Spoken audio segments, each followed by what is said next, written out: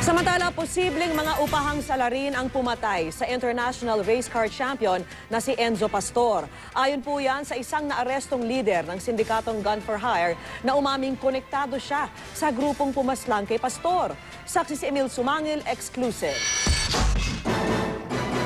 Unti-unti na raw nagkakalinaw ang pagpatay sa 28-year-old international race car champion na si Enzo Pastor. Una nang sinabi ng source ng Justice Department na may anggulong love triangle ang pamamaslang. Ngayon, tumibay pa ang anggulong gun for hire ng mga salarin dahil yan sa salaysay ni Alvin Idua.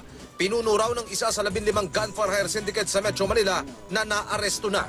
Ayon sa mapagkakatiwalaang source ng GMA News, nagbigay raw ng salaysay sa NBI si Idua at sinabing konektado raw siya sa grupong inupakan para itumba ang karerista.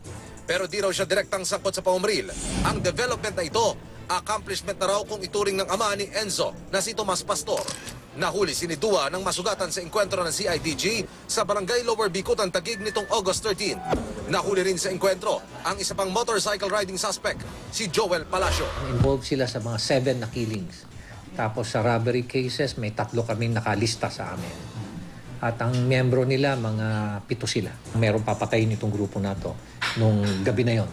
At in fact, nagsa-surveillance na itong grupo na to para iniintay na lang yung kanilang biktima. Isang barangay official sa Taguig City. Bukod kay Pastor, inamin din daw ni Idua na bago siya mahuli ng CIDG, isang lokal na opisyal sa Rizal Province daw ang itutumba ng kanilang grupo.